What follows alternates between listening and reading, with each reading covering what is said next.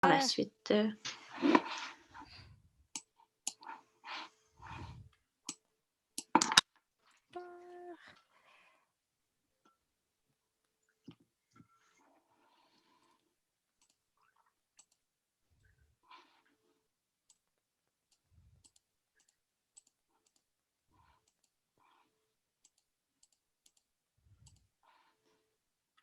Bon, parfait. Ben, dans le fond, je vais commencer par présenter un petit peu le cercle API, qui on est, qu'est-ce qu'on fait, puis ensuite, on va pouvoir aller de l'avant avec le contenu de WebServe.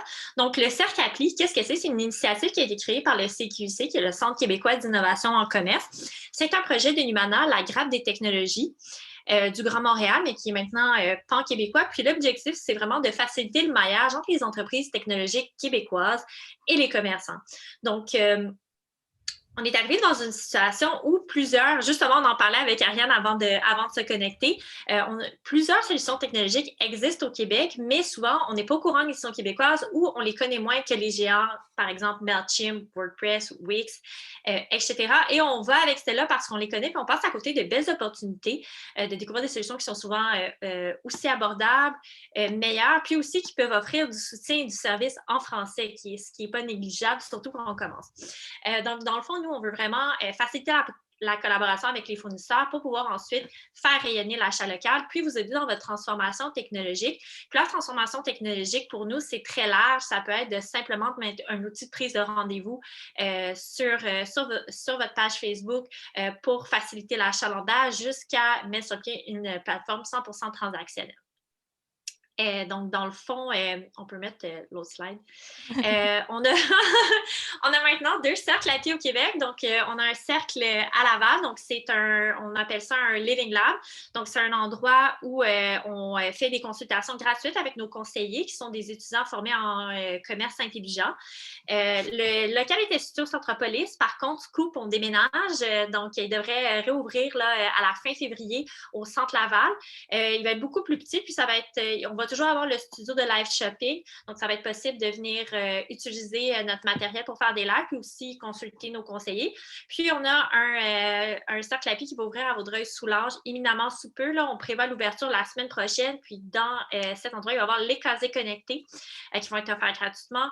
Le studio de live shopping, puis encore une fois, la boutique éphémère. Donc, si vous êtes un commerçant de Vaudreuil-Soulanges, je mettrai le lien dans les commentaires, mais vous pouvez vous inscrire pour pouvoir exposer vos produits dans l'espace boutique, ainsi évidemment qu'un studio de live shopping. Donc, ça va être les deux endroits où on va offrir nos services pour l'instant.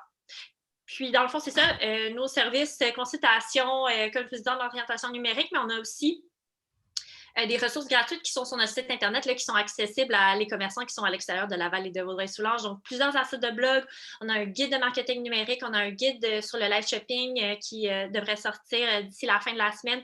On organise comme aujourd'hui des webinaires. On a les enregistrements aussi sur notre chaîne YouTube. Donc, vraiment, ça vaut le coup d'aller fouiller pour trouver plusieurs ressources. Puis aussi, on peut vous rediriger vers les ressources de nos partenaires si c'est des questions qui sont plus pointues. Donc, dans le fond, le coffre à outils, qu'est-ce que c'est? Le coffre à outils, c'est l'ensemble des solutions que nous, on met de l'avant. Ce sont tous des solutions qui sont québécoises, accessibles. Puis quand on dit accessible, c'est autant en termes monétaires. Donc, ce n'est pas des solutions qui vont coûter, par exemple, 400 $ par mois. Puis aussi, au terme technologique, c'est souvent du plug and play. Donc, pas besoin nécessairement d'aller coder dans votre site Internet ou de faire des intégrations qui sont compliquées, d'intégrer un API. Donc, c'est des solutions qui sont faciles à utiliser et à installer pour vous permettre de rapidement pouvoir être à l'aise puis les adopter. Puis WebServe, ça fait partie d'une des solutions qu'on met de l'avant puisque c'est un créateur de site web québécois qui est assez facile à utiliser. Donc, dans le fond, je vais laisser la parole à Ariane pour le reste du webinaire. Puis à la fin, on pourra prendre vos questions. Ça va être des questions évidemment sur le sujet du webinaire, mais aussi sur API. Ça me fera plaisir de répondre.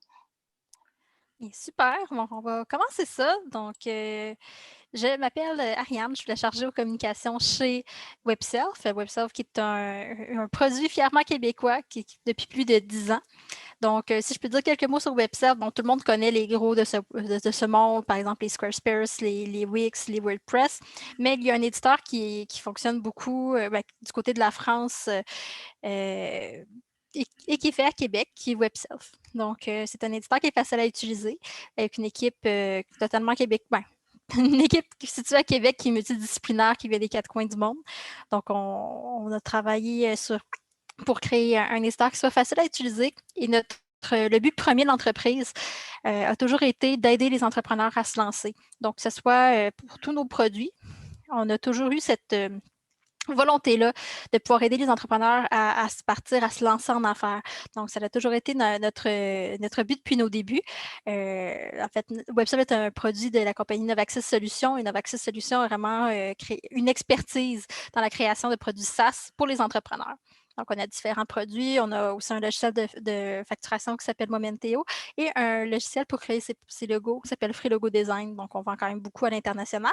Et on est bien content de travailler avec le Cercle à Pied aujourd'hui pour faire connaître nos produits, parce qu'on est un peu, on donne un peu, on dit, comment je pourrais dire, on peut dire qu'on est vraiment moins connu au Québec, malheureusement, mais on travaille cette année. Un de nos objectifs, c'est vraiment nous faire connaître davantage pour vous dire qu'il y a une option qui fonctionne très bien, qui est faite au Québec, qui est aussi disponible. Donc, quelques mots rapidement sur moi. Donc, c'est ça, moi, je m'appelle Ariane, je suis la chargée de communication depuis maintenant 2 ans et demi. Et c'est moi qui vais vous présenter le webinaire d'aujourd'hui. Si jamais vous avez des questions, n'hésitez pas non plus à regarder une petite période à la fin. Je n'ai peut-être pas toutes les réponses à vos questions, mais je suis quand même, j'ai fait beaucoup de webinaires, beaucoup de tutoriels sur la création de sites web. J'ai moi-même utilisé WebSolve pour créer des sites web personnels. Donc, je pense quand même avoir une base pour vous indiquer ce serait quoi les éléments clés pour un site web pertinent et format. Et qu'est-ce qui va être aussi intéressant dans la formation, c'est qu'on va analyser des sites web qui ont été faits avec WebSolve de vrais clients. Donc, je vais pouvoir vous montrer que oui, c'est possible de créer son propre site web et que ça peut donner vraiment de très beaux résultats. Donc, le webinaire va avoir 4 parties. La première, ça va être les pages de votre site web. Donc, on va faire un récapitulatif sur les pages de votre site, quelles pages devraient être sur votre site et aussi quelles sont leurs fonctions, quels sont leurs objectifs et peut-être des petites erreurs qu'il faut éviter par page. Ensuite, on a les erreurs les plus communes lors de la création d'un site web, donc seulement des petites erreurs à éviter lorsque vous créez votre propre site web. Ensuite, nous allons avoir un cours de référencement 101. Donc, pour plusieurs, le mot référencement, ça leur fait peur, mais je vous rassure tout de suite, le référencement, c'est surtout basé sur le gros bon sens. Donc, on va voir ensemble rapidement c'est quoi le référencement, parce que je pourrais donner un cours de 2 ou 3 heures sur le référencement. Donc, dans le temps imparti, on va faire un petit cours de référencement de base. Et ensuite, je vais vous montrer quelques petits trucs pour augmenter les sources de trafic, donc augmenter le nombre de visiteurs qui arrivent sur votre site web. Donc, commençons. Donc, les pages de votre site web. Donc, je sais que j'ai souvent eu la question, combien de pages je devrais avoir sur mon site? En fait, on ne peut pas donner un chiffre exact. Le nombre de pages peut varier d'un site à un autre. L'important, c'est vraiment de trouver le nombre de pages qui va répondre à vos besoins. Il y a des sites qui vont avoir seulement besoin de 2 pages, tandis que d'autres vont en avoir besoin d'une dizaine. Ça dépend de la complexité des offres, des services que vous offrez, par exemple. Donc, l'important, c'est seulement de vraiment vous adapter à vos besoins. Ensuite, en général, on peut dire également qu'un site web de base, avec une structure, disons, plus normale, plus régulière, va avoir une page d'accueil, une page à propos, une page produit ou service, qu'on va présenter les produits ou les services, et la page contact. Donc, les 4 pages ont des objectifs différents. Donc, on va commencer par la page d'accueil. Donc, la page d'accueil, c'est vraiment, comme vous devez vous en douter, la page la plus importante de votre site web. C'est la page d'entrée. C'est la première chose que les visiteurs vont voir lorsqu'ils vont tomber sur leur site web. Et vous n'avez que quelques secondes pour inspirer confiance. Parce que si la personne ne se sent pas en confiance, elle va tout simplement quitter. Et ça va dire à Google que vous n'avez pas un bon site web ou que vous n'aviez pas ce dont la personne était à la recherche. Donc, c'est important que quand la personne tombe sur votre site web, elle sait qu'elle est au bon endroit et qu'elle va trouver l'information dont elle recherche. Donc, en même temps, votre page d'accueil doit représenter bien votre entreprise et votre marque. Encore là, on doit savoir que c'est bien votre site, votre entreprise. Et votre page d'accueil doit aussi bien résumer le reste de votre site. Un peu comme un GPS. Ça va aussi mener aux autres endroits pour avoir plus d'informations. Donc, c'est un peu le résumé de votre site web. Et vous pouvez rajouter des boutons, par exemple, qui mènent à différentes parties. Par exemple, vous avez un site web pour votre restaurant. Vous pouvez mettre comme première information une image de votre votre restaurant. Ensuite, vous pouvez dire le nombre de personnes, le menu du jour, et ensuite mettre des boutons qui mènent vos visiteurs à différents endroits sur votre site web. Il est bien important d'avoir une sorte de résumé sur la page d'accueil de votre site. Juste aller. Le premier site que nous allons analyser, donc je vais juste aller chercher mon site web. Donc, le premier site que nous allons analyser pour la page d'accueil est le site de Ceinture-Rose, qui est une association de femmes pratiquant le taekwondo au Québec. Donc, lorsqu'une personne tombe sur le site de Ceinture-Rose, elle est à la recherche de une association. Bon, plus on cherche des femmes, les mots-clés, c'est les femmes, taekwondo, arts martiaux, communauté. Donc, lorsque quelqu'un tombe sur ce site, on peut voir que ici, comme image, c'est vraiment une femme qui donne un coup de pied, donc ça peut rappeler le monde du taekwondo. On voit également que les informations sont simples, donc on voit accueil, à propos, compétition, blog, contact. Et ensuite de ça, on a également des boutons qui mènent aux informations qu'une personne pourrait chercher. Donc, une personne qui tombe sur ce site pourrait chercher les clubs du Québec, les prochaines compétitions, des entrevues, pourrait également voir des articles de blog et une petite partie à propos qui résume ce qu'est Ceinture Rose. Donc, ça, c'est un site qui a été fait avec WebSelf. Donc, on est capable de faire de très beaux sites de notre côté également. Donc, l'important, une page d'accueil, ça représente votre marque, c'est un résumé de votre site web et ça a l'air crédible. Donc, ça, c'est les 3 points importants à se rappeler pour une belle page d'accueil. Vous ne pouvez pas il faut vraiment que vous mettiez il faut que ça soit l'air professionnel, il faut que ça ait l'air beau. Vous n'avez pas le droit à l'erreur avec la page d'accueil parce que si une personne, par exemple, si ma photo, elle serait floue ou ça ne serait pas pertinent, la personne va tout simplement sortir de votre site et ça va nuire à votre référencement. Vous allez perdre des visiteurs. Donc, c'était ma petite analyse de la page d'accueil.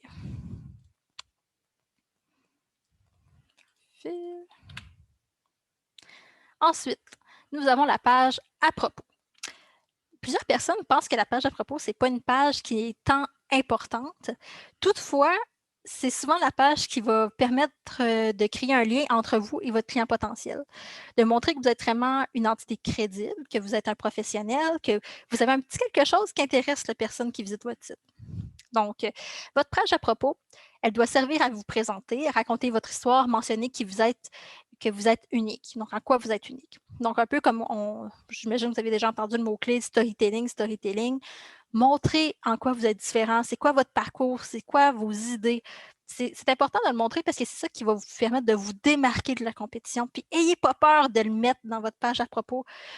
Plusieurs personnes pensent, personne ne la lit. Non, au contraire, une personne qui est intéressée, qui va en apprendre plus sur vous. Par exemple, vous êtes un professionnel, vous faites de la décoration intérieure. Par exemple, si vous avez étudié, vous avez fait des formations sur les couleurs, vous avez étudié la psychologie des couleurs ou vous avez eu des formations vraiment spécifiques ou un parcours qui sort un peu de l'ordinaire, n'hésitez pas à le marquer sur votre page à propos parce qu'une personne qui est à la recherche de la perle rare pourrait trouver que vous allez répondre à ses besoins et ensuite décider de vous contacter. Donc, n'ayez pas peur de marquer en quoi vous êtes différent sur votre page à propos. Donc, en même temps, sur la page à propos, vous pouvez présenter votre expérience, des prix remportés ou d'anciens projets.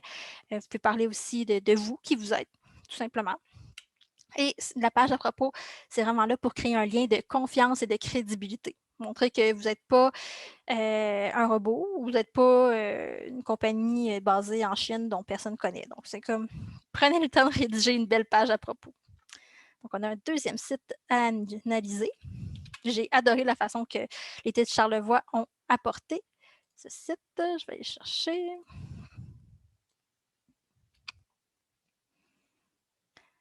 Tu me dirais, Héloïse, si jamais il y a quoi que ce soit, il y a un bug, n'hésite pas aussi à m'interrompre ou qu'il y a une question vraiment pertinente, n'hésite pas non plus. Donc, ici, c'est les thés de Charlevoix, qui est une compagnie qui fabrique du thé situé à Charlevoix. Donc, c'est encore un autre site qui a été fait avec WebSelf. Qu'est-ce que j'aime particulièrement sur leur page à propos, c'est qu'ils ont raconté les aventures des thés de Charlevoix. Donc, le propriétaire a expliqué. Donc, laissez-moi vous raconter l'histoire des thés de Charlevoix. Laissez-moi vous faire découvrir notre histoire. Donc, elle a raconté l'histoire de sa mère qui voulait avoir sa propre compagnie, que c'était une mère monoparentale, que c'était difficile, mais qu'elle leur a donné le goût de l'entrepreneuriat. Ensuite, ils ont expliqué qu'ils ont, après plusieurs mois d'études de marché, de conception, ils ont lancé leur entreprise familiale, que c'était au début part modeste, puis qu'ils ont travaillé fort, mais par contre, en participant au défi de Ose Entreprises, ils ont remporté des prix, ils ont pu créer leur site, ils ont pu développer des marchés. Donc, j'ai vraiment aimé la façon qu'ils ont apporté leur histoire, que c'est pas n'importe quelle compagnie, c'est une compagnie qui a travaillé fort, qui s'est impliquée, une compagnie familiale également. C'est vraiment, j'ai beaucoup aimé l'approche prise par les Tétés de Charlevoix pour se présenter. Et d'une certaine façon, ça les rend attachants. On veut les encourager, on se retrouve aussi dans leur histoire. Donc, essayez de faire la même chose. Trouvez c'est quoi les points qui vous démarquent et qui pourraient créer des liens avec votre clientèle et visiteurs de votre site. Donc, un peu plus bas sur la page, donc c'est une page qui était très complète à mon avis. Donc, il y a vraiment une présentation de leur équipe, donc qui fait quoi, avec une petite description, donc bon, les copropriétaires, la designer graphique. Donc, voilà ce que j'avais pour la page à propos. Donc, n'hésitez pas, si vous aviez d'aller revisiter les sites web si jamais vous avez besoin d'inspiration lors de la création de votre site web. On retourne à la présentation.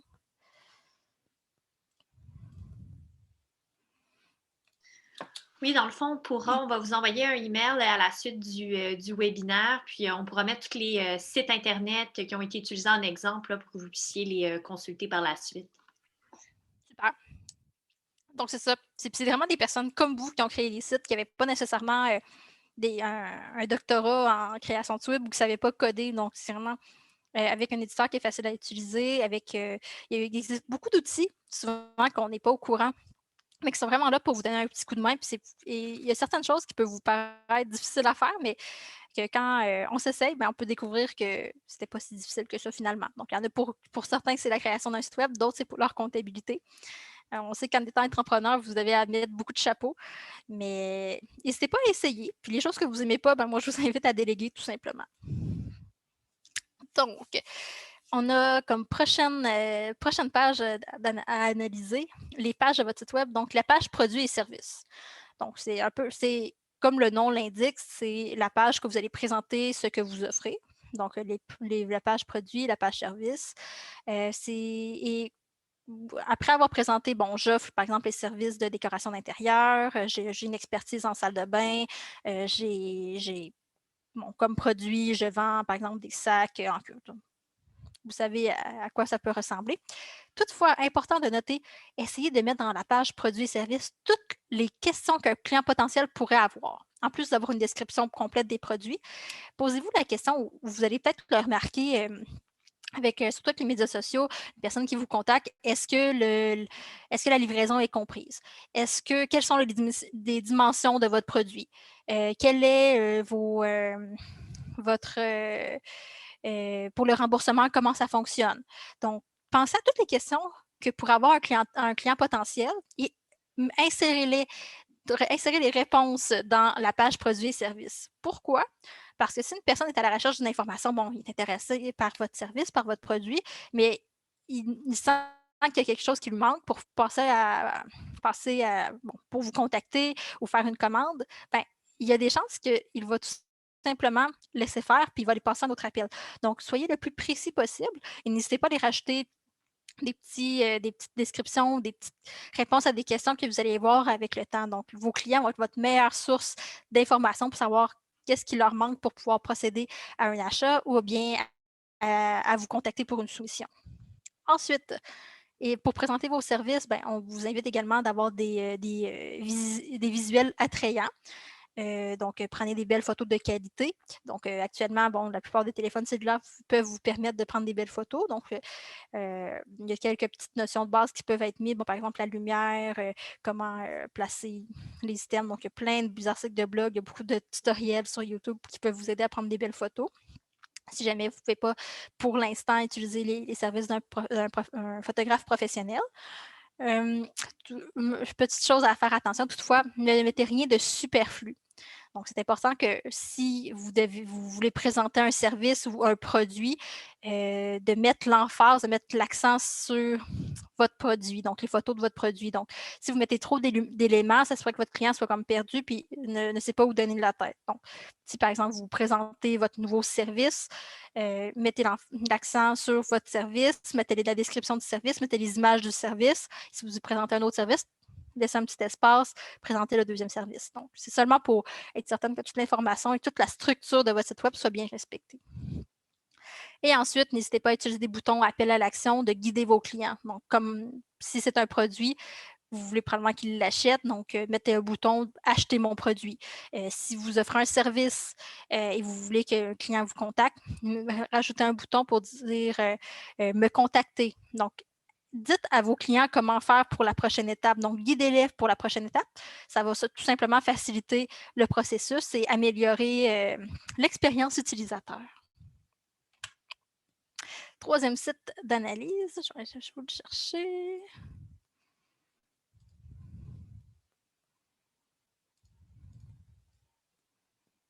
C'est une pension située au nord de Québec, je crois, à Stoneham. Donc, c'est une pension pour chiens. Donc, tout simplement, ils ont mis dans leur section leur service le coût de la pension, la garderie de jour. Bon, si par exemple, il y a un chien à haute vigilance, comment ça fonctionne, un forfait sportif, donc par exemple, s'il y a un chien qui doit bouger beaucoup. Et ils ont aussi mis l'information sur une journée type. Donc, par exemple, une personne qui aimerait utiliser les services d'une pension pourrait se demander, oui, mais qu'est-ce que vous faites pendant la journée? Donc, tout est écrit sur la journée type. Donc, la sortie, le déjeuner, la période de jeu. Donc, il y a vraiment une personne qui aurait besoin de faire affaire avec la pension, faire garder son chien, prévoir, ah ben moi j'ai besoin de la garderie de jour et je me demandais combien de temps mon chien va sortir à l'extérieur. Donc, tout va être indiqué ici.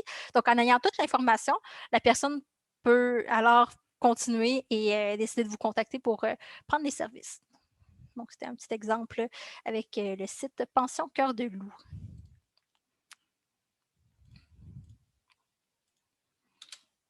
La quatrième page que nous allons aborder aujourd'hui, c'est la page Contact. Encore une fois, c'est une page que les gens ne pensent pas à mettre beaucoup de temps dessus, mais c'est une page qui est quand même là pour créer le contact entre vous et votre client. Donc, si elle est manquante, bien, ça va nuire ça va nuire au fait que les clients vont peut-être avoir plus de difficultés à vous contacter, ils vont peut-être laisser faire. Donc, c'est important d'avoir une page contact où on peut retrouver toutes les façons de communiquer avec vous. Donc, comme c'est inscrit ici, la page contact est là pour faciliter la communication de vous et le client potentiel. Ensuite, vous pouvez marquer toutes les façons de communiquer avec vous. Donc, si vous offrez par téléphone, par courriel, par formulaire également. Et pensez à y mettre toutes les informations pertinentes concernant votre entreprise. Donc, par exemple, vos heures d'ouverture, votre adresse, vos numéros de téléphone, les badges pour les médias sociaux. Donc, c'est un peu comme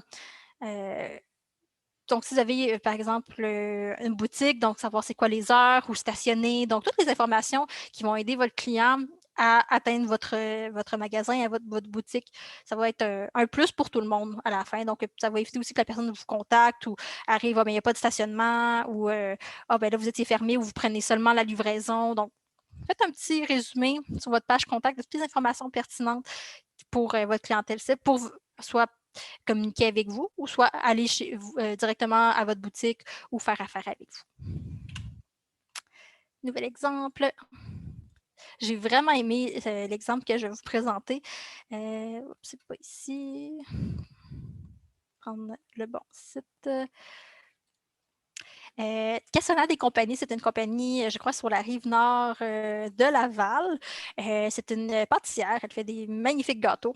Et lorsque les personnes cliquent sur sa page contact, c'est une page demande de soumission. Donc, pour commencer, elle a mis toutes les sortes de portions de gâteaux pour les personnes. Donc, une personne voudrait faire un gâteau, elle peut regarder, bon, moi, j'ai besoin d'un 8-10 portions, moi, j'ai besoin d'un 12-16 portions, moi, j'ai besoin d'un 26. Elle a vraiment tout mis l'information sur comment passer une commande avec elle.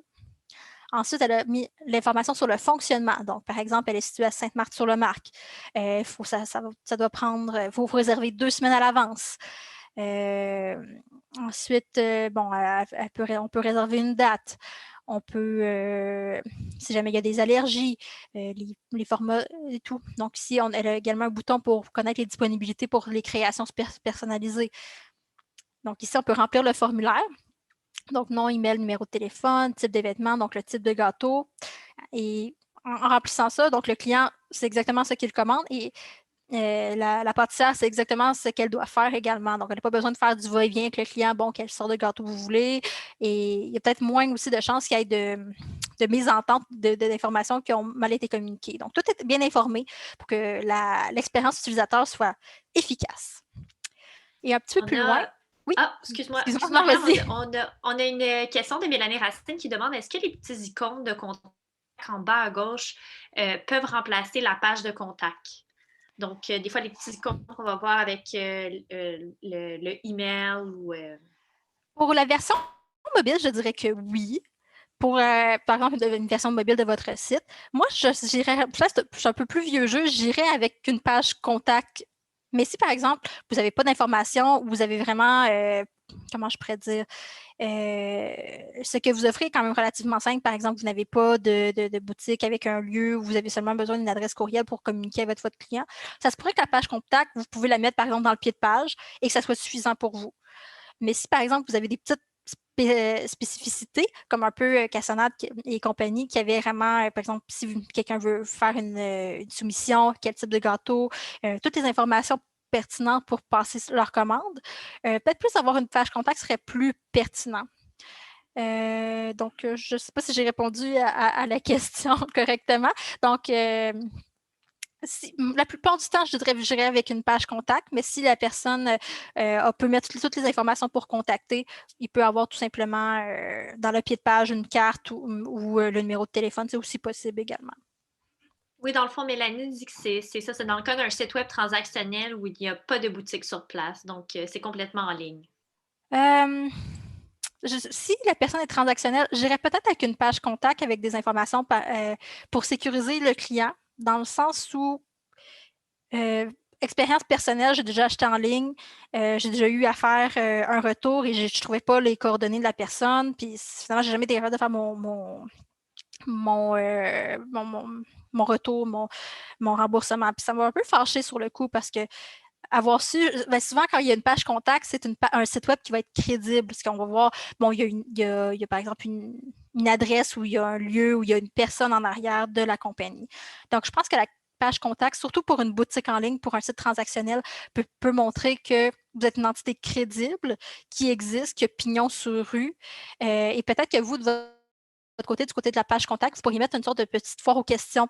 Donc, avec les questions principales que vos clients pourraient avoir ou pourraient avoir besoin de vous contacter. Par exemple, comment fonctionne le remboursement, comment faire si je ne suis pas satisfait de ma commande, quoi faire si je n'ai pas encore reçu ma commande. Donc, peut-être des petites informations juste pour augmenter la crédibilité de votre site web en général. Je pense que, je ne sais pas, Héloïse, si c'était correct. Oui, je pense que c'est un point qui est très, qui est très intéressant. Puis aussi, il ne faut pas oublier que plus facilement les gens peuvent vous contacter, puis moins il va y avoir de points de friction parce que justement, comme dans l'expérience de Ariane, quand il faut fouiller sur un site pour trouver une adresse email, puis là, finalement envoyer un email et c'est long, on part déjà avec une mauvaise impression de la part de notre client. Donc, si je peux rajouter, ça vaut le coup de jeter un coup d'œil aussi à la solution aidée que nous, on promouvoit aussi dans le coffre à outils, qui est un chatbot que vous pouvez mettre sur votre site web.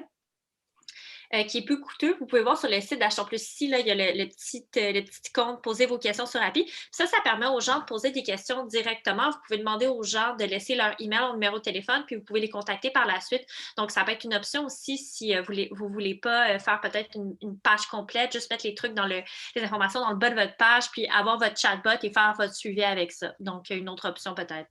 Oui, l'important, c'est juste que ce soit facile de vous communiquer avec vous, puis que vous ayez l'air crédible, on s'entend, il y en a de la fraude malheureusement sur le web. Il y a beaucoup de sites qui sont pas qui sont pas des vrais sites ou qui vont être de la fraude tout simplement. Donc, juste montrer que vous êtes une entité crédible, que vous êtes là, que ça aille bien ou que ça aille pas bien, vous allez être là, puis que vous vous montrez disponible. Je pense que c'est ça les facteurs clairs à se rappeler pour la relation entre vous et votre client et la page contact.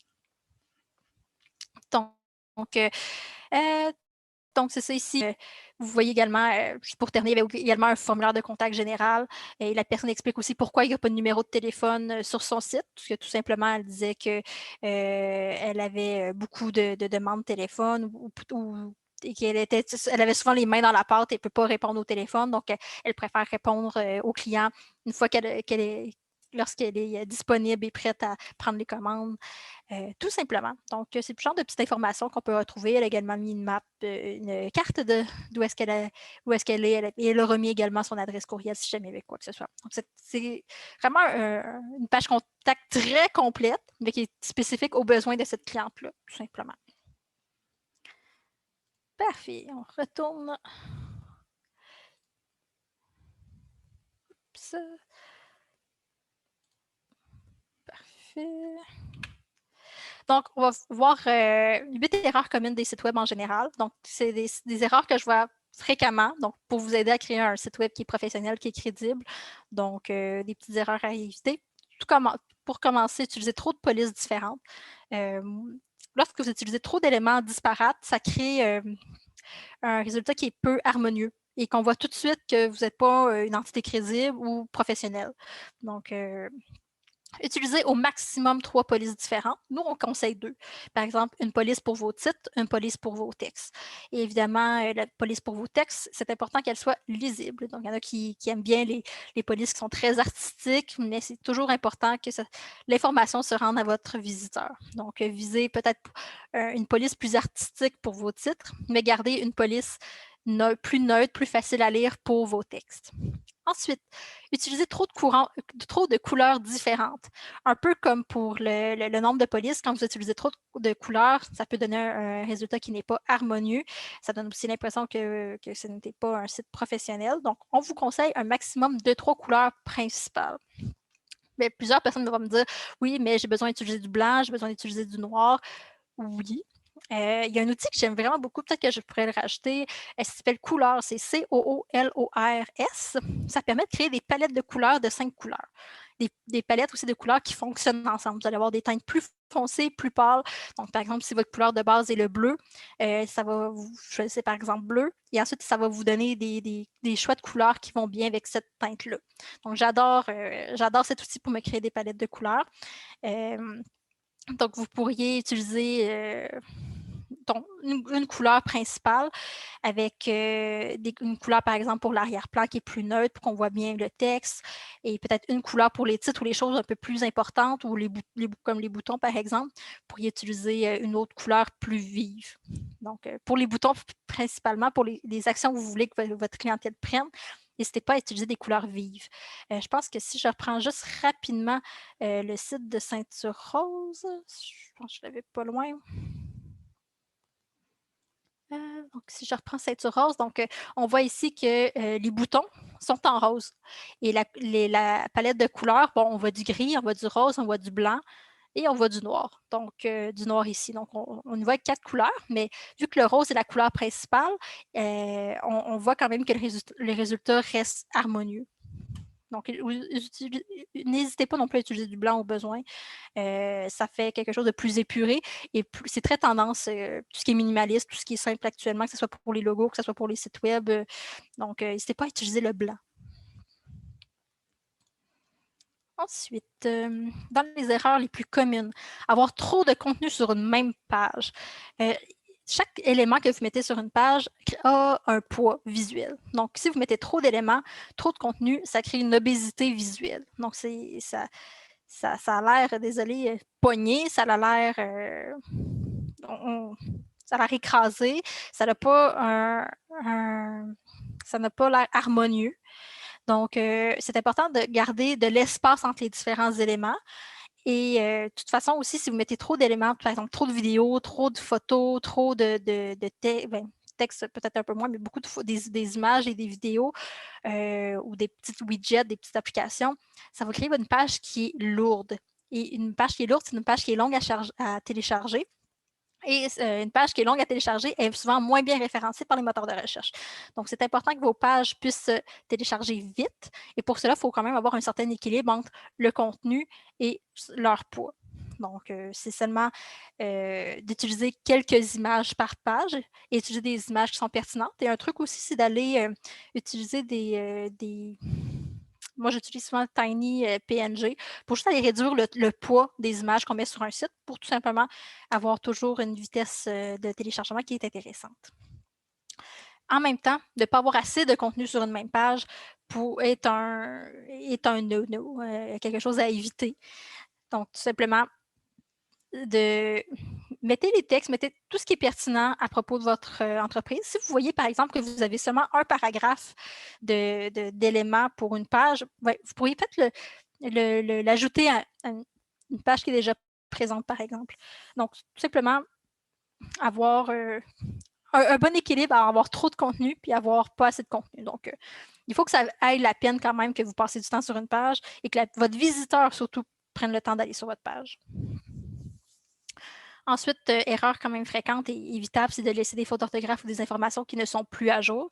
J'ai vu beaucoup de sites, lorsque le COVID est arrivé, dire qu'ils faisaient encore, par exemple, que c'était possible encore de réserver pour leur salle à manger ou au restaurant. Donc, c'est important, lorsque vous avez un site web, de le mettre à jour quand il y a quelque chose, un changement. Évidemment, on évite les fautes d'orthographe. Vous pouvez le faire relire par quelqu'un d'autre. Vous pouvez engager un réviseur. Vous pouvez également utiliser des logiciels de correction comme Antidote qui peuvent être très utiles pour vérifier que votre site web n'a pas de fautes d'orthographe. Ensuite, une erreur qui est quand même assez commune aussi, c'est d'utiliser des images de mauvaise qualité. C'est un peu moins fréquent maintenant avec les téléphones qui prennent quand même de très belles photos actuellement. Si vous n'avez pas les moyens de vous payer un photographe, c'est correct. Il y a les banques d'images gratuites qui peuvent vraiment vous dépanner en attendant. Dans les banques d'images gratuites, il y a Pexels, P-E-X-E-L-S, et il y a aussi Unsplash, U-N-S-P-L-A-S-H, Unsplash, qui vous donne accès à des banques d'images gratuites libres de droit. Donc, vous marquez un peu comme Google Images. Vous marquez, par exemple, design. Vous allez avoir des différentes images en lien avec le design que vous pouvez utiliser sur votre site. C'est des images gratuites. C'est vraiment très utile pour vous dépanner. Toutefois, ne soyez pas surpris si jamais vous revoyez ces mêmes images être utilisées sur d'autres sites web. Donc, c'est un peu la chose un peu moins positive. C'est gratuit, mais d'autres peuvent les utiliser aussi. Donc, vous perdez peut-être un peu le côté unique. Parfait. Et ensuite, Oui, juste. Oui, excuse-moi, Anne, juste, attends, je vais mettre mes caméras. Juste faire du pouce, là, justement, sur mettre à jour les informations, là, vraiment crucial. Surtout, là, avec le couvre-feu, la plupart des commerces ont changé leurs horaires, donc les mettre à jour, les mettre sur la page, puis aussi, n'oubliez pas de le mettre à jour sur votre page Facebook, si vous en avez une, parce que ça arrive très souvent, on va sur un site, il y a des heures d'ouverture, on va sur la page Facebook, il y a d'autres heures d'ouverture, et là, on ne sait pas, peut-être qu'on ne se rend pas au magasin parce qu'on n'est pas certain s'il est ouvert, donc assurez-vous que ça soit continue sur tous vos canaux de communication. Et des fois, ça peut être compliqué de faire le tour, genre, est-ce que, bon, il y a ma page Facebook, ma page Instagram, ma page Google My Business, notez-les tout simplement pour être sûr qu'il arrive quelque chose. Par exemple, vous devez fermer une semaine, vous avez un dégât d'eau, vous pouvez faire le tour rapidement. Ah oui, c'est vrai, il y a mon Facebook, je vais faire une annonce sur Instagram, je vais faire une annonce sur la page partenaire, je vais faire Ainsi, ça peut être plus facile parce qu'on ne sait jamais quand il peut arriver quelque chose. Là, on a quelque chose de très gros comme la pandémie actuellement, mais vous pouvez avoir un dégât d'eau, il peut y avoir une fuite de gaz et vous êtes fermé cette journée-là. Ça m'est déjà arrivé à mon bureau, on a dû fermer une journée qu'il y avait une fuite de gaz. Mais c'est tout avertir que, par exemple, notre service à la clientèle ne serait pas disponible ou ne serait pas disponible en avant-midi. Donc, et juste un petit plan, genre, marquez-le sur une feuille de papier. Il arrive quelque chose, ou comment faire le tour, puis comment aviser votre clientèle facilement que vous n'êtes pas disponible pendant un petit laps de temps. Comme ça, si jamais il y a un client qui se présente et vous n'êtes pas là, ben, il ne sera pas fâché d'avoir perdu son temps ou il n'y aura pas à vous téléphoner. Bon, j'essaie de vous communiquer avec vous, vous ne répondiez pas. Ça faut juste éviter ces petites situations-là qui sont quand même, on va le dire, désagréables. Parfait. Ensuite de ça, on ne retrouve pas les informations importantes facilement et la navigation. Souvent, les informations importantes que les clients vont rechercher, on essaie de les mettre en haut des pages pour pas qu'ils aillent à fouiller partout sur votre site web. Parce que s'ils ne trouvent pas votre information rapidement, ça va prendre 10 à 15 secondes et ils vont se lasser tout simplement. Ils vont partir de votre site en disant « Vous n'avez pas répondu à ma question, je vais regarder ailleurs ». Donc, encore une fois, peut-être que vous allez avoir des ajouts avec le temps, peut-être que vous allez voir que vos clients ont certaines questions que vous n'avez pas pensé, mais essayez de mettre les informations importantes en haut de votre site. Donc, par exemple, si vous faites de la décoration intérieure, vous pourriez marquer, moi, je suis située dans la région de Laval, je suis spécialisée en salle de bain. Pour me contacter, essayez de mettre quand même, que ce soit facile pour vos visiteurs de trouver l'information qu'ils pourraient rechercher. On appelle ça l'expérience utilisateur.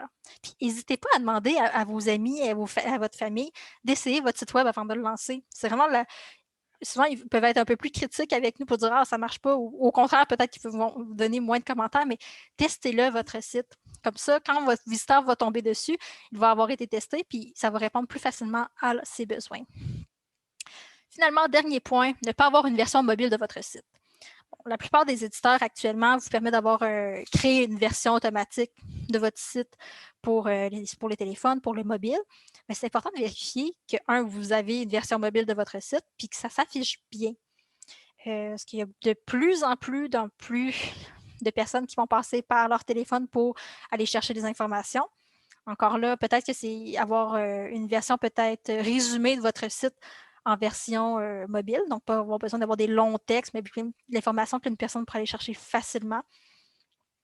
Donc, vérifiez que le site web mobile, que la version mobile de votre site web est facilement consultable, qu'on peut trouver les informations de base facilement.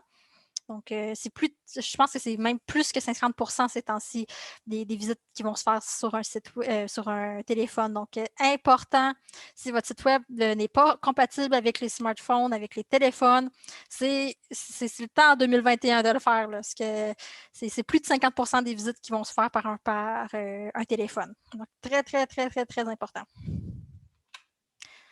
Ensuite, donc, ici, j'avais un autre site web qu'on peut analyser rapidement, parce que je vois que le temps file. On s'amuse, mais... Attends, je retourne...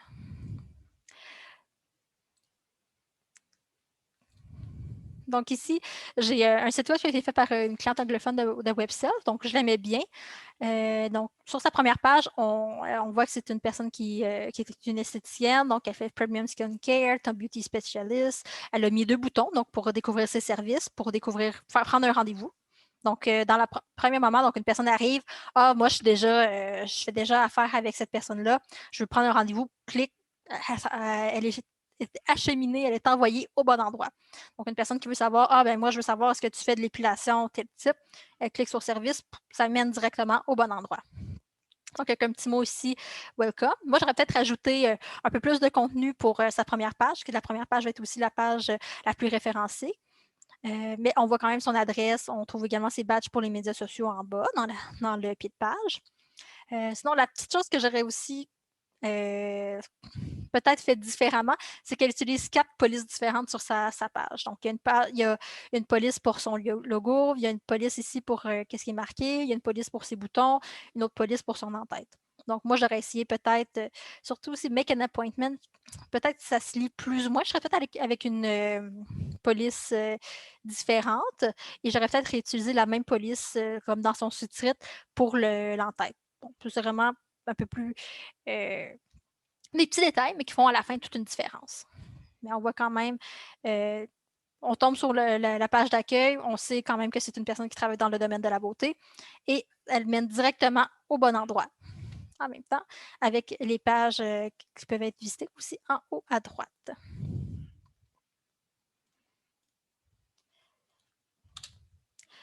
On va parler maintenant de référencement. C'est souvent la bête noire de plusieurs d'entre vous, mais c'est plus simple que ça en a l'air, du moins le référencement de base.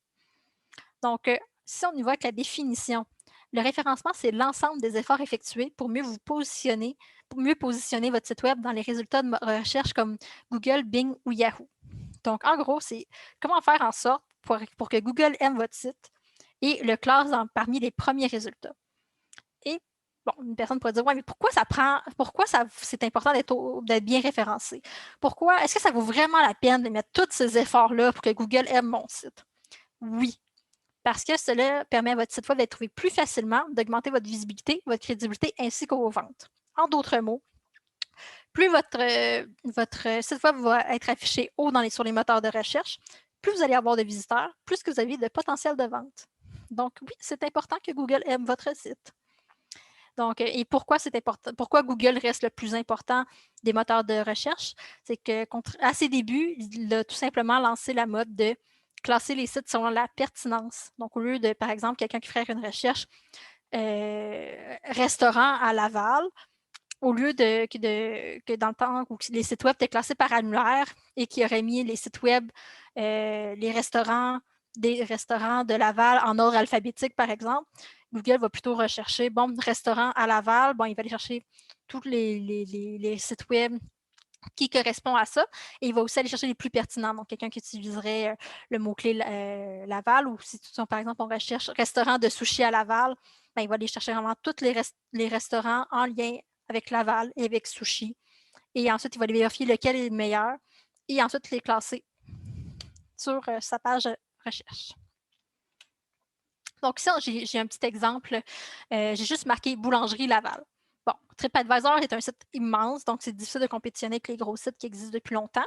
Mais tout de suite après, on a la bête à pain. Donc, moi, si par exemple, je suis à la recherche d'une boulangerie à Laval, je ne connais pas du tout Laval, j'ai besoin de me faire un gâteau ou d'aller chercher des petites pâtisseries, bien, je vois la boîte à pain et je vais cliquer sur son site parce que ça répond à ma question. Je cherche une boulangerie à Laval, je vais aller voir la boîte à pain. Et si par exemple, j'aurais une personne qui aurait aussi une boulangerie à Laval, mais qui n'aurait pas son site sur les résultats de Google, ben, je n'irais tout simplement pas la voir si je ne la connais pas parce que j'ai ma réponse juste ici. Donc, j'irai probablement à la boîte à pain parce que c'est Google qui m'a dit que si je veux une boulangerie à Laval, il me recommande d'aller à la boîte à pain. Donc, l'important, c'est de faire la même chose avec votre boutique, avec votre service. Donc, par exemple, j'ai une boutique, je vends et je répare des vélos. Donc, c'est important d'avoir un référencement basé sur les mots-clés comme bicyclette, réparation de bicyclette, vente, boutique de bicyclettes, de vélos à Laval. Donc, lorsqu'on utilise des mots-clés, ça va être souvent c'est quoi? Donc, boutique, restaurant, hôtel. Ensuite, la petite chose qui le rend unique, donc hôtel pour chien, hôtel pour couple, hôtel corporatif. Et finalement, où? Donc, à Laval, à Québec, à Montréal. Donc, lorsque vous utilisez ces mots-clés-là sur votre site web, donc, vous les mettez dans les titres, dans les textes, dans la métadescription, dans la balise titre, ça va dire à Google, quand quelqu'un va faire la recherche, je recherche réparateur de vélo à Laval, vous allez pouvoir tomber dans les premiers résultats de recherche et ainsi avoir des clients qui ne vous connaissaient pas à la base, peut-être, mais qui vont visiter votre site web et voir si vous répondez à leurs besoins et vous contacter par la suite. Donc, dans les aspects techniques de votre référencement naturel, donc, référencement naturel, c'est le référencement qui n'est pas payant, donc on va rester dans le gratuit aujourd'hui. C'est important d'avoir un bon nom de domaine. Le bon nom de domaine, c'est le www.quelquechose.com.net.fr. Donc, c'est un peu comme l'adresse postale de votre boutique, mais sur le web. Donc, ça doit tout simplement être en lien avec votre secteur d'activité. Ça doit dire c'est quoi, court et professionnel. Et important, si jamais vous avez une compagnie, vous venez de lancer votre compagnie, vérifiez si le nom de domaine que vous avez choisi est disponible. Parce que, par exemple, si votre nom de compagnie s'appelle Bicycle Raymond, votre compagnie s'appelle Bicyclette Raymond, et vous regardez donc vous faites toutes les démarches pour enregistrer votre nom au Québec, ça passe, tout va bien, mais que vous regardez pour le nom de domaine et il est pris en France, bien, malheureusement, vous allez devoir penser à un autre nom de domaine. Donc, c'est à garder en tête lorsque vous trouvez votre nom d'entreprise. Donc, c'est sûr que la meilleure façon d'avoir votre nom, c'est de prendre le nom de votre entreprise tout simplement s'il est disponible. Donc, www.cercle-happy.com, par exemple, on sait que ça parle de Cercle Happy. Si, comme on avait les bicyclettes Raymond, donc on sait que ça parle de bicyclette. Donc, bicyclette Saint-Raymond, par exemple, pour être une idée. Donc, important. Oui, vas-y. super crucial. Puis je pense que j'ai vu passer justement un avocat sur LinkedIn une histoire similaire de si vous planifiez changer de nom ou changer de branding, ce qui peut arriver là, dans la vie d'une entreprise, faites attention avant de partager le nouveau nom parce que, ben, un, vous pouvez vous le faire voler, ça c'est bien dommage, mais deux, surtout, si le nom de domaine n'est pas disponible, ben, ça peut briser votre rêve. Là. Donc, imaginez, je ne sais pas, Biscuit Raymond, vous vous dites, bon, ben, maintenant ça va être Biscuit Farfelu, le nouveau nom, et le nom de domaine est déjà acheté, vous allez avoir des mauvaises surprises. Donc, bien important de, si vous changez de nom, vous assurer que les noms de domaine sont disponibles. Puis aussi, avant d'annoncer le nouveau nom, assurez-vous d'avoir acheté le nom de domaine. Évidemment, vous pouvez toujours regarder là, .com, .ca, .net, .co. C'est sûr qu'on va, puis Ariane, tu peux peut-être le confirmer, là, on va favoriser le .ca ou le .com puisqu'ils sont les plus utilisés, mais à garder en tête. Donc, pour ne pas se faire voler son idée puis se retrouver le bec à l'eau. C'est une belle. Le meilleur exemple que je peux vous donner à ce sujet-là, saviez-vous que Nissan, ton www.nissan.com, appartient pas à Nissan, le constructeur automobile? En fait, je pense que je ne me rappelle plus comment ça s'appelait avant, j'ai un petit blanc, mais ça ne s'appelait pas Nissan. Mais quand la compagnie a décidé de s'appeler Nissan, ils sont allés chercher les noms de domaine, ton www.nissan.ca, www.nissan.fr, mais lorsqu'ils sont arrivés pour nissan.com, c'était un nom de domaine qui était déjà utilisé par un informaticien dont le nom de famille est Nissan, qui avait déjà acheté le nom de domaine, je pense, au début dans les années 90. Évidemment, Nissan étant une très grosse compagnie, ils sont allés voir M. Nissan en disant ben là, tu vas nous donner le nom de domaine. Et M. Nissan a dit non. Donc, en fait, il y a eu une grosse bataille juridique. Finalement, la Cour a tranché et a dit que le nom de domaine appartenait à M. Nissan, que Nissan, le constructeur automobile, ne pouvait pas l'acheter sans l'approbation de M. Nissan. Donc, vous ferez le test si vous tapez www.nissan.com. Vous tombez sur la page de l'informaticien qui dit très clairement qu'il n'est pas le constructeur automobile. Donc, une petite erreur de Nissan qui a. Maintenant, je pense qu'ils sont Nissan aux États-Unis, sont www.nissanusa.com, puisque le nom de domaine qu'il vous venait n'était pas disponible. Donc, vous voyez, même une multinationale peut faire cette erreur-là. Donc, je me demandais, Héloïse, est-ce que tu me permets de dépasser un petit peu ce que je vois le temps file, si vous me le permettez? Oui, pas de souci. Environ une dizaine de minutes. Surtout pour avoir du temps à répondre à vos questions à la fin, si jamais il y a quoi que ce soit. Donc, c'était le petit topo sur les noms de domaine. Ensuite, le titre principal et la balise titre. Donc, c'est deux choses que souvent les personnes peuvent mélanger. Le titre principal, bon, tout d'abord, votre site doit avoir un petit accrocheur, c'est important. Donc, comme on tombe sur votre site, vous pouvez marquer le nom de votre nom de votre compagnie avec votre slogan. Ce serait un exemple de site. Et c'est important d'indiquer que c'est un titre H1, donc le titre le plus important de la page. Donc, il y a une structure de titre à respecter. Donc, le titre H1, c'est le titre le plus important. H2, c'est un sous-titre important, mais c'est moins important que le titre H1, H3. Donc, selon qu'est-ce que vous allez utiliser pour créer votre site web, vous allez avoir différentes façons pour le faire, mais lorsque vous faites votre référencement, important de dire à Google, ceci est le titre le plus important de mon site web. Et ce titre va aider les moteurs de recherche à comprendre de quoi votre site parle. Et ça va être aussi important que votre titre ait les mots-clés en lien avec votre site web. Donc, par exemple, si on prend bicyclette Raymond, et on peut mettre, ça peut être le titre principal. Ensuite, on pourrait mettre comme titre secondaire le slogan de l'entreprise, tout simplement. Donc, c'est une façon un peu de structurer l'information. Ensuite, pour la balise titre, si on revient ici, la balise titre, c'est tout simplement qu'est-ce qu'on va voir dans les résultats de recherche, comme la boîte à pain, les meilleures boulangeries à Laval, Raffin, boulangerie, pâtisserie, chocolaterie à Laval, pâtisserie Saint-Martin, service traiteur Laval, boulangerie. C'est tout simplement, la balise titre, c'est le titre qu'on va retrouver sur les moteurs de recherche. Encore là, c'est important d'utiliser un titre qui va être en lien avec la recherche. Donc, si on avait le mot-clé boulangerie Laval, donc, on avait boulangerie Laval, boulangerie à Laval, boulangerie Laval. Donc, c'est les mots-clés qui vont être utilisés pour classer votre site et faire apparaître votre site ensuite sur les moteurs de recherche. Oui, et la balise titre, ça va être entre 10 et 70 caractères. Donc, c'est une phrase. C'est quand même limité dans le nombre de caractères que vous pouvez mettre comme balise titre. Donc, c'est important aussi d'écrire une balise titre pour chaque page de votre site web. Par exemple, vous avez donc Bicyclette Saint-Raymond à propos, Bicyclette Saint-Raymond, nos dernières nouvelles. Donc, chaque page devrait avoir sa propre balise titre. Encore une fois, la façon que vous allez pouvoir mettre vos balises titres sur votre site peut dépendre sur l'outil que vous allez utiliser pour créer votre site. Du côté de WebSurf, on a une page tout simplement qui se retrouve dans l'éditeur. Vous cliquez sur page. Ensuite, vous cliquez sur paramètres de page, référencement, et vous pouvez entrer la balistique directement, ainsi que les mots-clés que vous savez qui vont être importants pour votre site web. L'URL de vos pages, un peu comme le nom de domaine, c'est important que la page dit de quoi la page va parler. Donc, si c'est votre page contact, ben, vous avez par exemple www.bicyclettereymond.com-contact. Donc, c'est tout simplement que la petite partie à la fin soit représentative de la page de la page en question. Donc, encore une fois, on veut que ça soit pertinent et court.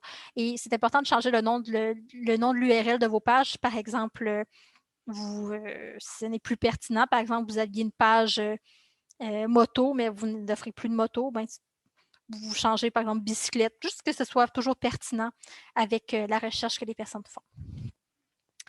Ensuite, on va parler du taux de rebond et le temps passé sur le site. C'est deux éléments qui sont très surveillés par Google pour votre référencement. Tout d'abord, qu'est-ce que le taux de rebond?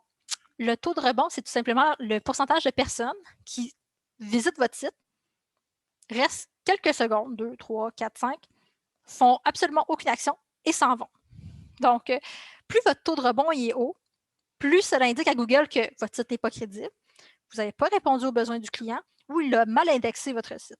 Donc, ça va nuire votre référencement. Donc, il y aura moins votre site sera moins dans les résultats en haut dans les résultats de recherche. Donc, c'est important d'avoir un taux de rebond qui est bas. Et pour ce faire, il faut encourager les personnes à rester le plus longtemps sur leur site, à visiter d'autres pages et avoir une navigation qui est facile.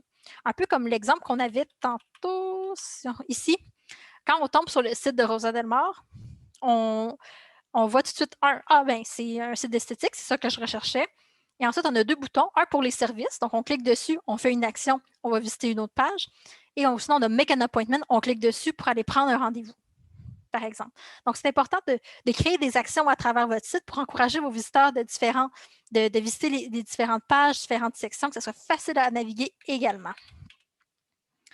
Ensuite, l'importance de où trouver les données. Bon, par exemple, si vous utilisez WebSelf, vous avez accès à ces statistiques-là avec les plans pro business, ou vous pouvez tout simplement lier votre site web avec Google Analytics. Vous allez voir tout de suite si vous avez un taux, quel est votre taux votre taux de rebond. Vas-y.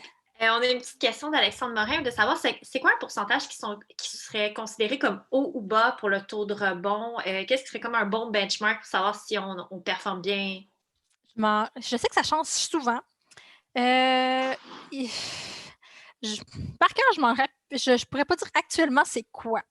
Mais faites une recherche sur Google en ton 2021, taux de rebond, puis demandez à Google, c'est Google souvent qui va demander sur Google, c'est Google qui va le prendre en compte. Faites juste la recherche pour savoir c'est quoi actuellement. Aussi, par activité, par secteur d'activité, le taux peut changer. Par exemple, vous êtes un hôtel, n'hésitez pas à aller regarder c'est quoi le taux de rebond que vous devez essayer d'avoir pour votre secteur d'activité.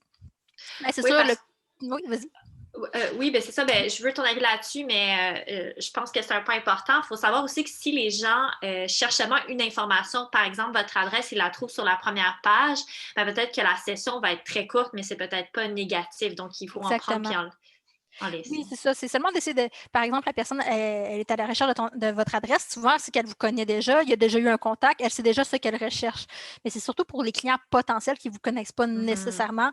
Par exemple, pour un exemple qui est facile à faire, vous avez un blog sur votre site web. Faites des liens en différents articles. Par exemple, vous faites un premier article sur le référencement. Et ensuite, à la fin, vous avez aimé cet article ou avez-vous déjà pensé à telle chose, vous mettez un lien vers un autre de vos articles. Donc, la personne va passer plus de temps sur votre site.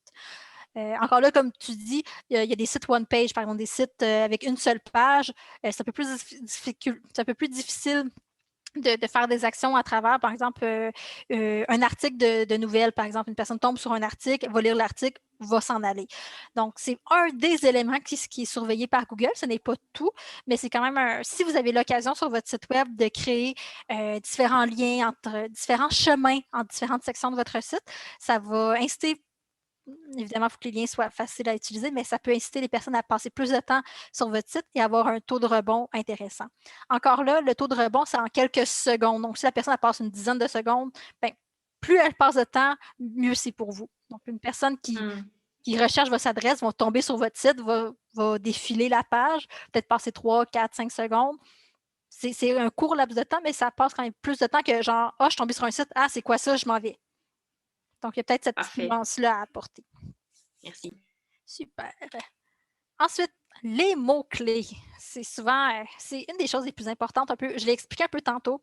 Essayer de viser un mot-clé principal. Par exemple, j'avais qu'est-ce que vous faites? Donc, boutique, restaurant, hôtel. C'est quoi qui vous démarque? Donc, hôtel corporatif, hôtel en nature, hôtel en campagne. Et le lieu. Genre à Shawinigan, à Québec, à Lévis. Donc, c'est les mots qui sont recherchés par Google. Ayez aussi en tête les mots que les personnes pourraient utiliser pour vous chercher sur Google. Par exemple, vous êtes une décoratrice intérieure, vous pourriez utiliser des mots-clés sur comment peinturer ma salle de bain, quelle couleur utiliser ma salle de bain. Donc, c'est tous des petits mots-clés que vous pouvez garder en tête. Comment les personnes pourraient me trouver, puis quels sont les mots-clés intéressants avec mon secteur d'activité. Donc, on utilise des mots-clés. Puis, c'est important d'utiliser. Donc, vous avez vos mots-clés principaux, de les utiliser sur votre balise titre, la métadescription, on va en parler un petit peu plus tôt, les textes, donc d'avoir à différents endroits sur votre site. Donc, plus ça revient, plus Google va savoir, ça c'est un terme important, donc moi je vais l'indexer en conséquence. Évidemment, si vous mettez les mêmes mots-clés dans chacune des phrases, ça va juste être lourd. Votre visiteur va se demander genre, ça ne fait pas naturel et ça va plus vous nuire. Encore là, on le fait de façon naturelle. Donc, on le met dans des titres, on le met dans les textes, on le met dans la description, la balise titre. Donc, ce seraient les endroits principaux où aller mettre vos mots-clés. Vous pouvez aussi utiliser des synonymes. Pensez aussi à des mots-clés similaires, par exemple, bicyclette Raymond, vélo Raymond. Donc, peut-être qu'il y a aussi d'autres mots-clés que vous pouvez essayer à travers votre site web. Une autre façon d'avoir un bon référencement, c'est d'avoir plusieurs pages de qualité. Donc, plus vous avez de contenu, plus vous avez de pages, de textes, plus en général, ça fait augmenter votre référencement naturel. Et avoir du contenu récent, donc mise à jour. Donc, si vous avez remis à jour les textes de vos pages, puis que par exemple, ça fait 5 ans que vous n'avez pas touché à votre texte, Google a une tendance à prioriser les vieux sites avec du contenu nouveau. Donc, ça fait juste dire que vous êtes en arrière du site, que vous travaillez et que vous faites en sorte que votre site est toujours d'actualité et mis à jour.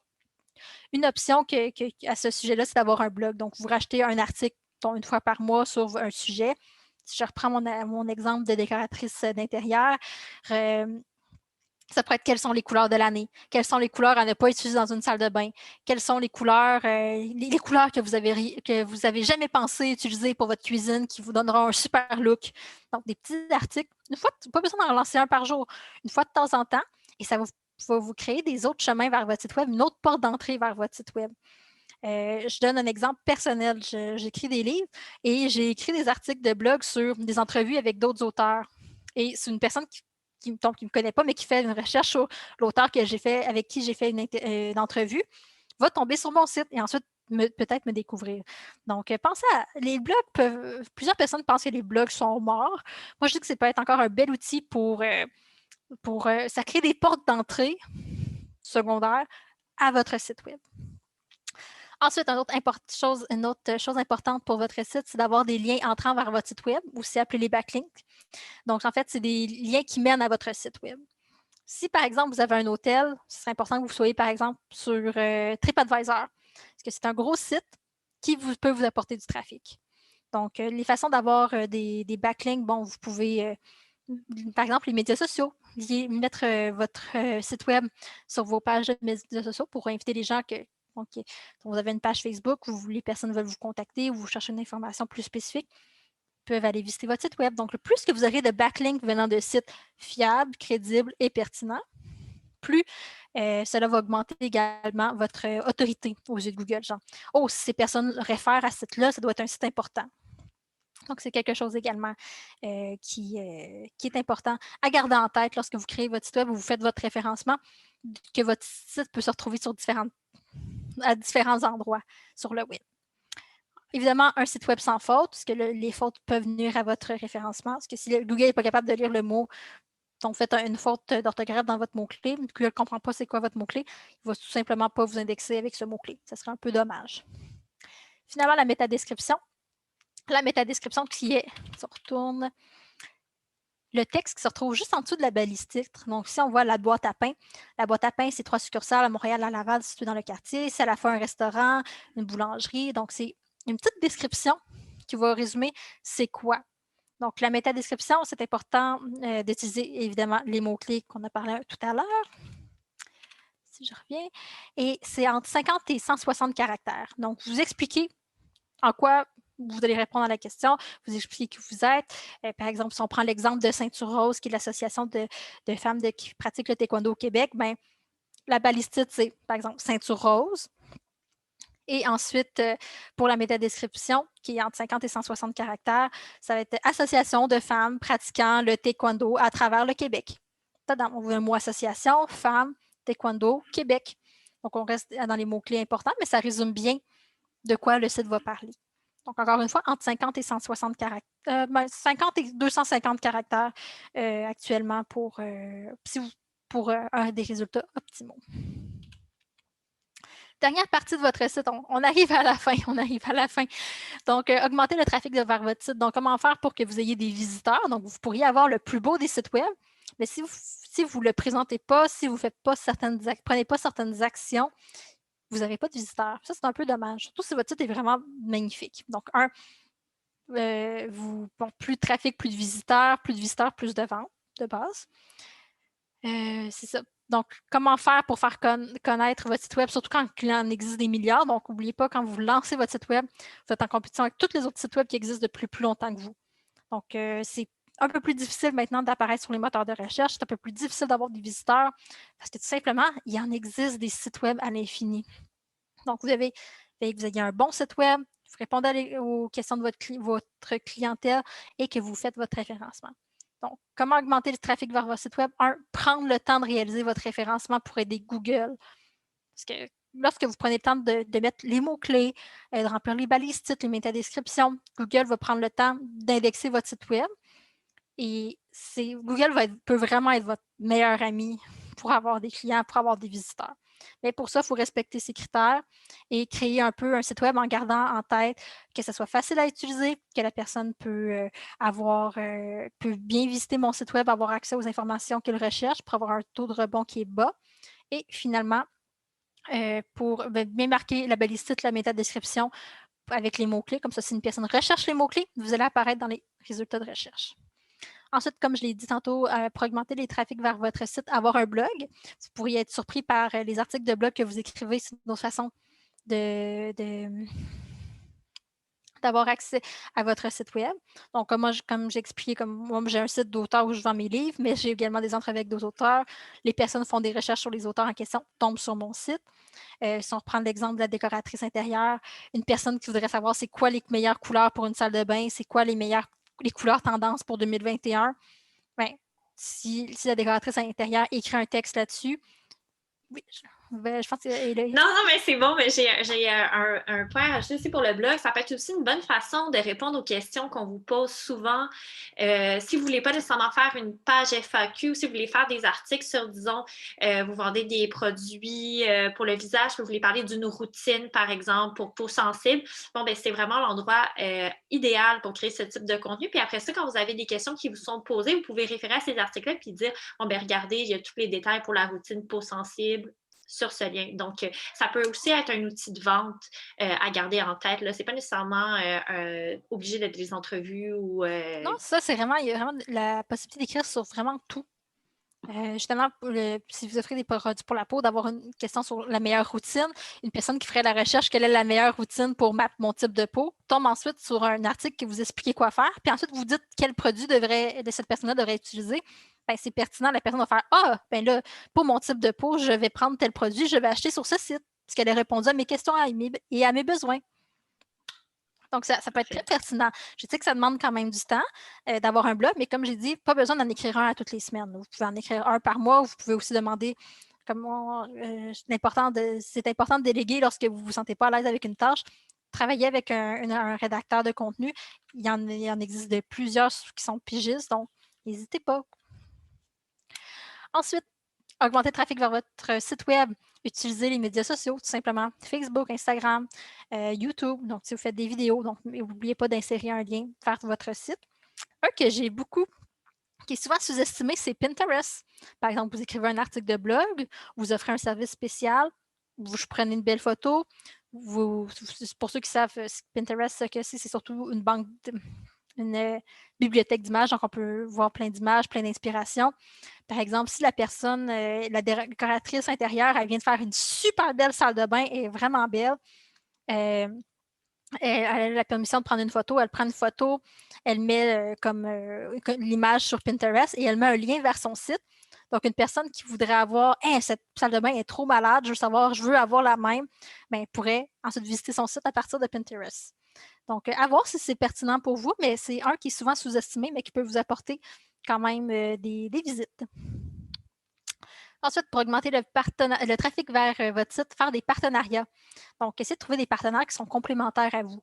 Par exemple, si une personne est décoratrice, elle préfère un partenariat avec un rénovateur et avoir chacun un lien sur leur site. Par exemple, un rénovateur pourrait référer des clients à la décoratrice et la décoratrice pourrait référer des gens au rénovateur. Vous pouvez faire des concours, vous pouvez faire des articles de blog invités. Donc, essayez d'aller chercher tout un réseau autour de votre site web. Faites parler, devenez un expert dans votre domaine. Ayez pas peur aussi d'être un expert dans votre domaine. Souvent, on sous-estime beaucoup, mais vous êtes l'expert de votre boutique, de votre entreprise. Donc, n'hésitez pas à vous mettre de l'avant. Créer des partenariats, ça peut être des concours aussi. Il existe plusieurs types de partenariats. Vous pouvez aussi travailler avec un influenceur. Donc, n'hésitez pas à aller voir vers les autres. Soyez complémentaires.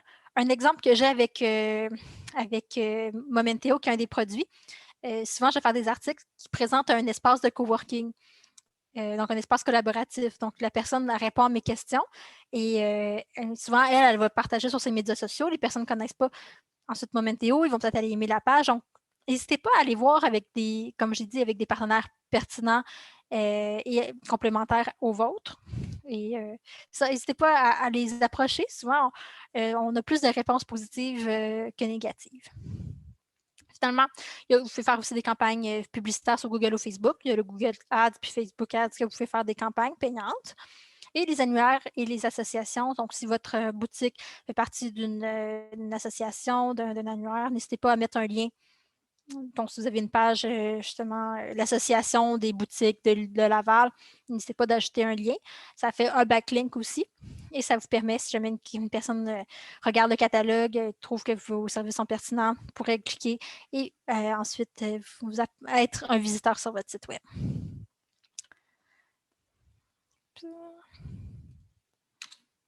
Conclusion, on arrive à la fin. Tout le monde, je vous remercie. Je vous remercie pour votre patience. Donc, mes conseils pour créer votre site web. Donc, prenez le temps de remplir chacune des pages de votre site web. Donc, quand je dis remplir chacune des pages, c'est par exemple de le lancer, mais pas avoir rempli votre page à propos, de le lancer, mais pas avoir fait votre page contact. Prenez le temps que votre site soit vraiment terminé avant de le lancer. Donc, quand je dis de le remplir, c'est vérifier s'il n'y a pas de faute, il y a toutes les informations que les personnes pourraient rechercher, vous avez mis vos images.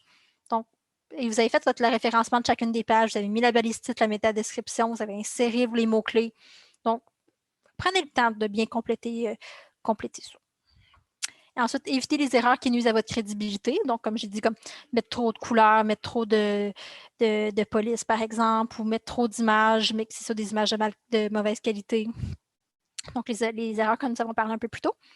Ensuite, veillez à ce que votre site web soit bien référencé par les moteurs de recherche. Donc, moi, je crois que tout le monde est en mesure de faire son référencement de base, mais il y a également des agences et des spécialistes qui peuvent vous donner un coup de main si jamais c'est quelque chose où vous vous sentez moins à l'aise. N'hésitez pas à faire appel à eux. Il y en existe des centaines juste au Québec. Donc, moi, pour le référence base, essayez de mettre vos mots-clés un peu partout. Remplissez votre validicite, vos métadescriptions. Ensuite, diversifiez vos sources de trafic. Donc, faites en sorte qu'il y a votre site, il y a des liens de différents endroits, donc justement les médias sociaux, différents médias sociaux, différents sites qui vont pointer vers votre site web. Donc, plus vous diversifiez, plus vous avez des chances d'avoir des visiteurs. Mais aussi en diversifiant au départ, vous allez voir peut-être quelles sources de trafic sont les meilleures pour vous. Par exemple, ça pourrait être Instagram. Vous pouvez ensuite décider, Instagram marche bien pour moi, je vais faire une campagne avec Instagram ou je vais faire une campagne avec un influenceur Instagram. Donc, à vos débuts, je sais que ça demande un peu de temps, ça demande un peu ces erreurs, mais essayez diverses sources de trafic. Et ensuite, lisez les différents articles de blog de website pour en apprendre davantage. Donc, on a plus de, je pense, 500 articles sur la création d'un site web, que ce soit le référencement, le design, la structure. On a vraiment des articles sur tout, donc n'hésitez pas à jeter un petit coup d'œil à www.webself.net si jamais vous avez des questions sur la création de votre site web. Ou si vous voulez essayer notre éditeur, on a un forfait qui est gratuit. Vous pouvez créer un site web gratuitement de 5 pages. Donc, je vous laisse jeter un coup d'œil à ça, si vous le désirez. Donc, je pense qu'on est rendu à la partie des questions, finalement. Je vous remercie de votre patience. Super. Puis aussi, dans le fond, surveillez vos emails. Tel que mentionné, on va vous envoyer l'enregistrement du webinaire, aussi les sites qui ont été utilisés, des liens vers des ressources de WebSelf et aussi peut-être même un code promo là, à vérifier. Donc, soyez à l'affût. Donc, vous allez recevoir un email. Ça va être de la part de Circlapi. Donc, je ne sais pas s'il reste, je sais qu'on a un peu dépassé le temps, des questions. Vous pouvez écrire là, dans le chat si vous avez des questions. On va pouvoir y répondre. J'essaie de vérifier également de mon côté. Non, il ne semble pas y avoir de... un nouveau message. Le site de couleurs. Couleurs, je vais le marquer, c'est Coolers. Coolers, je pense que c'est écrit comme ça. Donc, marquez ça dans Google. J'adore ça pour faire mes palettes de couleurs. C'est qu'est-ce que j'ai utilisé pour créer mes propres sites. Donc, on choisit une couleur principale, puis ensuite, on clique sur espace, puis il nous affiche plein de couleurs. J'adore utiliser. Complémentaire. Oui, c'est le fun. Donc, ça vous permet de ne pas passer des millions d'années à regarder des trucs de couleurs. Donc, en 5 minutes, vous avez votre palette de couleurs. Vous pouvez choisir, c'est ma couleur principale de mon site, les couleurs pour mes boutons. Et c'est plus facile une fois que vous savez vers où vous en allez. Quand vous avez un guide de marque un peu, où est-ce que vous en allez, donc quelle police je vais utiliser, quelle couleur je vais utiliser, ça va être plus facile ensuite pour créer votre site. On a une question de Sonia Baudouin qui nous demande, elle a déjà un site qui a été fait avec Weebly. Est-ce que c'est possible de transférer à WebSelf ou il faut tout recommencer son site? Il faut malheureusement tout recommencer. Donc, on s'est quand même créé de la même façon. Donc, moi, peut-être voir si les fonctions. J'ai déjà essayé Weebly. Si jamais les fonctionnalités sont plus intéressantes pour vous, vous pouvez aller tester l'éditeur en faisant un site gratuit, voir si vous êtes à l'aise et ensuite décider ou non si vous faites le changement, tout simplement. Mais c'est québécois, c'est ça qui est quand même le fun. Ce serait fun de faire un webinaire juste sur le référencement, c'est rare. J'en ai déjà fait quelques-uns. Je sais pas je sais qu'il est sur YouTube. Je vais peut-être pouvoir l'envoyer à Héloïse. Je vais voir. Parfait. C'est sûr que c'est un webinaire sur le référencement.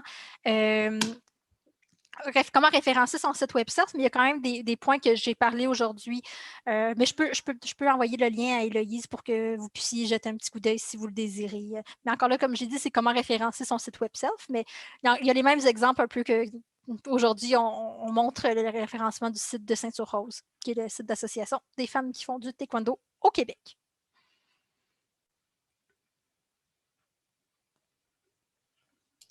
Parfait, super. Ben, c'est intéressant aussi si jamais vous avez des idées pour des futurs webinaires et des sujets qui vous intéressent, n'hésitez pas aussi à nous écrire à info@achetonsplusici.com. Ça nous fait toujours plaisir. Nous, dans le fond, on est là pour créer du contenu pour vous aider, les entrepreneurs.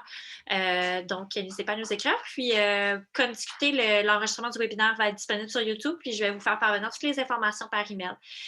Donc, je crois que ça conclut notre webinaire. Merci beaucoup, Ariane. Je crois qu'on a appris beaucoup de choses. Puis, on risque de faire d'autres webinaires dans le futur sur d'autres sujets, puisque c'est comme vous avez vu, là, c'est très riche. Exactement, moi, j'étais sûre au début quand j'ai créé je manquais de temps, mais finalement, on a fait 1h20. Donc, Et j'ai essayé de passer très vite sur certains éléments. Donc, je suis allée vraiment de base sur la création de votre site web. Donc, je suis bien contente que vous avez aimé. Si jamais vous êtes un nouveau entrepreneur, il y a aussi, je pense, un article qui est paru aujourd'hui sur le Cercle API, qui est entrepreneur, apprenez à déléguer, qui est notre conseil aussi du jour. Donc, je vous invite à y jeter un petit coup d'œil et à une prochaine webinaire. Donc, ça nous fera plaisir de réapparaître, de revenir vous enseigner un petit quelque chose de notre côté. Donc, n'hésitez Parfait. pas à aller jeter un petit coup d'œil à WebSelf également si ça vous tente. C'est un éditeur de site web qui est totalement québécois, avec un service à la clientèle qui est québécois et une équipe qui est multinationale et québécoise. Nos bureaux sont à Québec. Donc, on est content de pouvoir travailler avec des super partenaires comme le Cercle API et Numana pour ces beaux projets. Parfait. Bien, merci beaucoup. Bonne fin de journée à tous.